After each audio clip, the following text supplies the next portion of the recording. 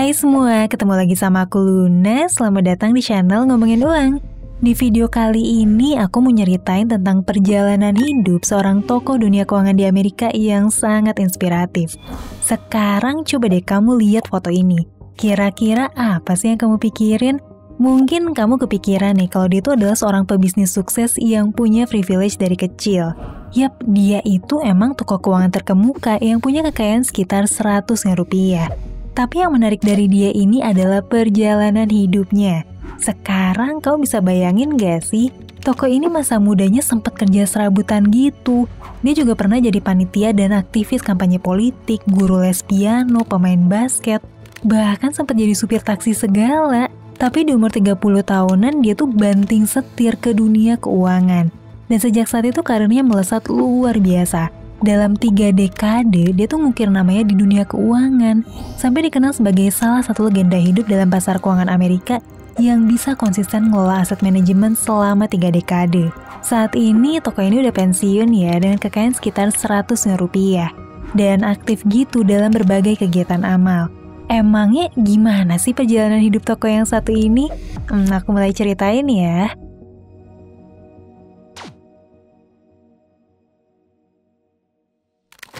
Jadi tokoh ini tuh namanya Bruce Kovner. Dia lahir di Brooklyn di tahun 1946, 1 tahun setelah Perang Dunia II selesai. Keluarganya itu imigran di Amerika, dan ayahnya seorang atlet semi profesional dengan gaji seadanya atau pas-pasan gitu ya. Nah, sejak kecil nih, Bruce itu anak yang cerdas dan berbakat. Pas di bangku sekolah, dia juga aktif sebagai pemimpin di berbagai kegiatan sekolah. Karena prestasinya itu, dia bahkan sempat dapat beasiswa di Harvard buat kuliah di jurusan ilmu politik ekonomi. Bruce tumbuh dan besar sebagai anak berbakat yang punya masa depan cerah. Sampai pas lulus kuliah di tahun 1965, ada tragedi besar dalam keluarganya, di mana ibunya tuh bunuh diri dan bikin Bruce sangat terpukul. Sejak tragedi itu, hidup Bruce tuh jadi nggak nentu arahnya kemana. Dia sempat sih dipromosin buat nempuh PhD S3, tapi nggak dia selesain. Dia malah sibuk jadi aktivis politik dan panitia demonstrasi. Dia juga sempat ngajar les piano gitu, bahkan jadi supir taksi buat menuhin kebutuhan hidup sampai umur 30 tahun. Sampai sini kau mungkin heran ya, loh kok orang ini sampai umur 30 tahun kerja serabutan? Kok bisa sih jadi legenda hidup dunia keuangan dan punya kekayaan sampai 100 triliun? Apalagi dia kan gak punya background ilmu keuangan sama sekali. Terus gimana sih turning point hidupnya bisa berubah?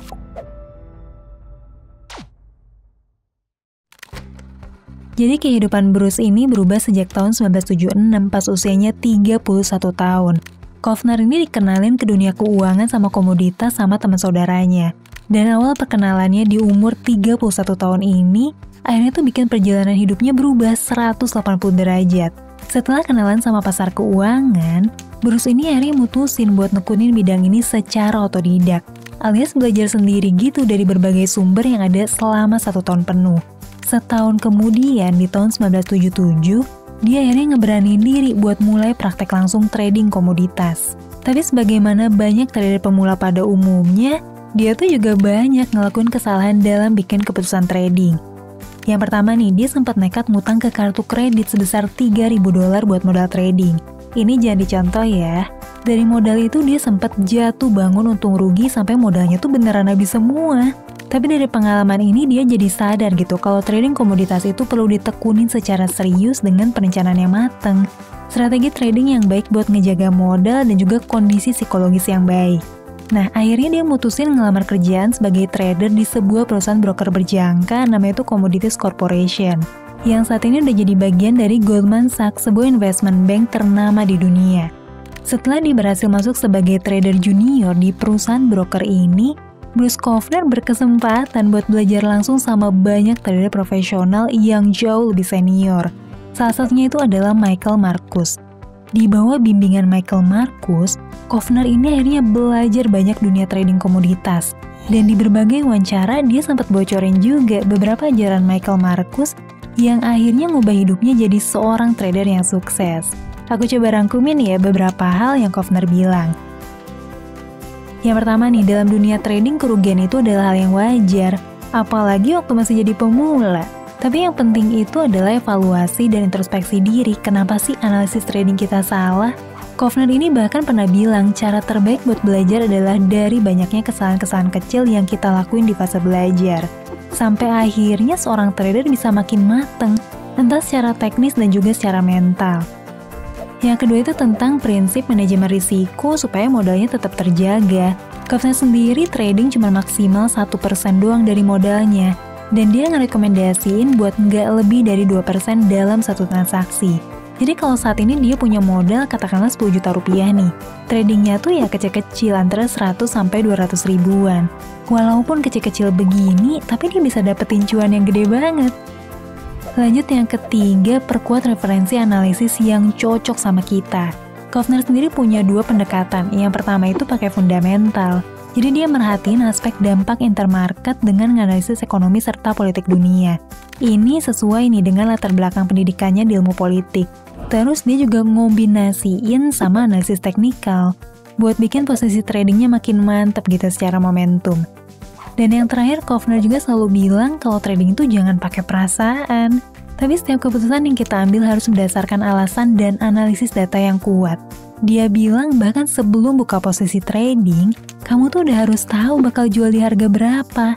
Dan kalaupun katakanlah analisis kamu tuh salah nih, kamu udah tahu stop loss-nya di mana.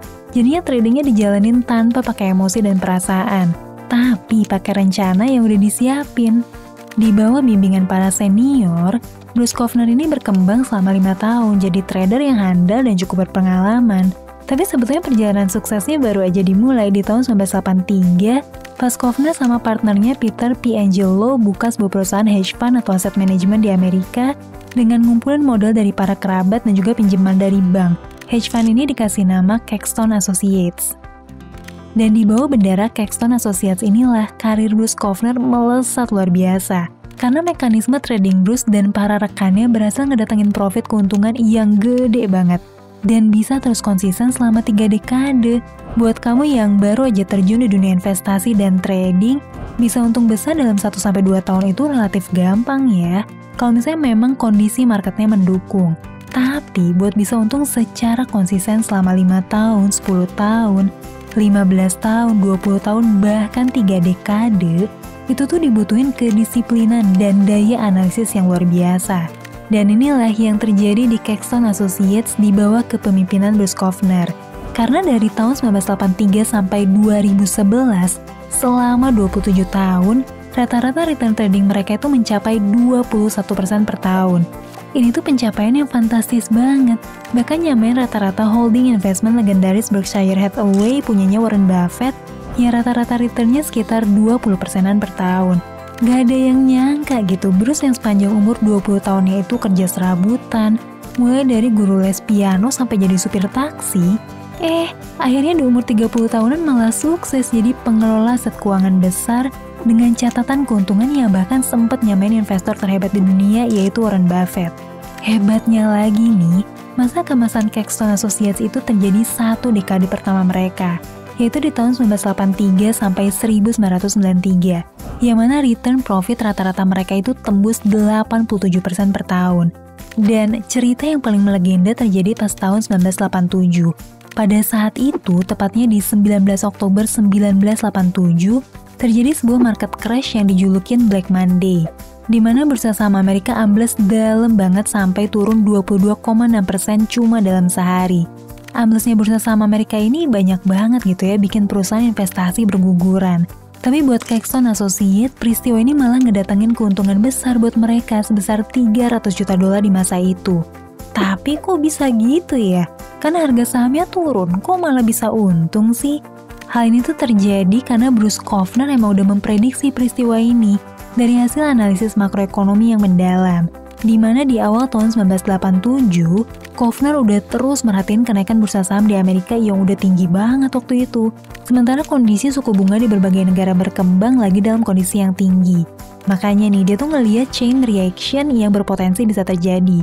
Di mana Bruce Kovner ini berhasil ngebukuin profit sebesar $300 juta cuma dalam 1 kali trading dengan cara ngelakuin short US dollar ngelawan mark Jerman.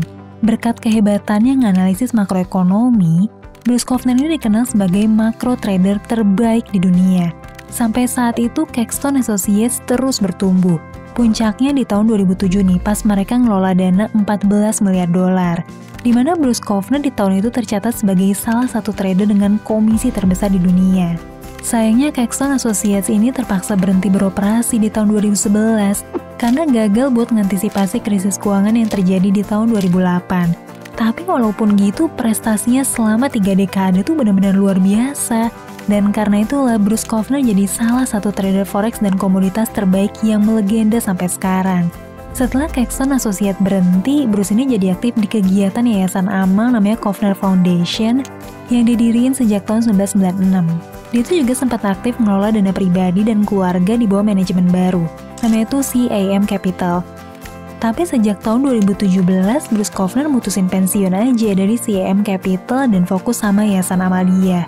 Sampai hari ini Kovner tercatat sebagai salah satu trader terkaya di dunia, dengan kekayaan bersih mencapai 6,6 miliar dolar atau sekitar 100 miliar rupiah. Keren ya kehidupan Bruce Kovner ini, dari yang tadinya nggak punya arah dan tujuan, nggak punya background pendidikan keuangan, dengan usaha keras dan belajar mandiri, akhirnya Bruce ini nemuin panggilan hidupnya di dunia trading komoditas. Sampai akhirnya berhasil gitu jadi salah satu tokoh keuangan terbesar di masanya.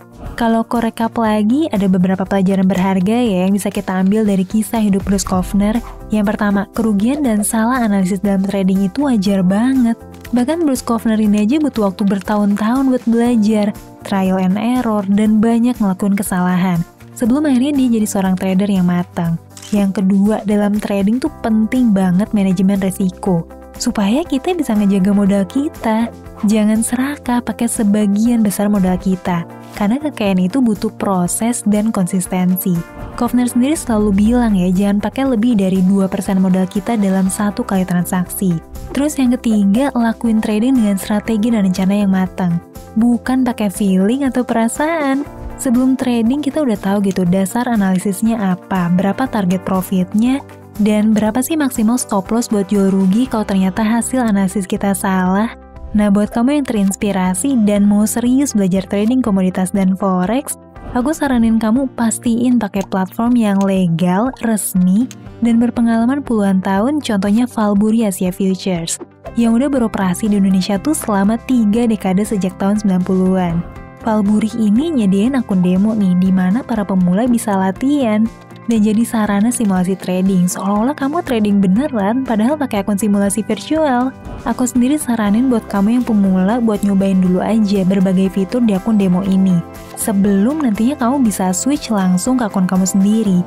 Ada ratusan indikator trading juga yang bisa kamu pelajarin dan praktekin sendiri di Valbury. Dan gak cuma itu aja ya, Valbury itu juga nyediain fitur nih, dimana posisi perdagangan apapun gak akan kena biaya in-app selama maksimal 5 hari.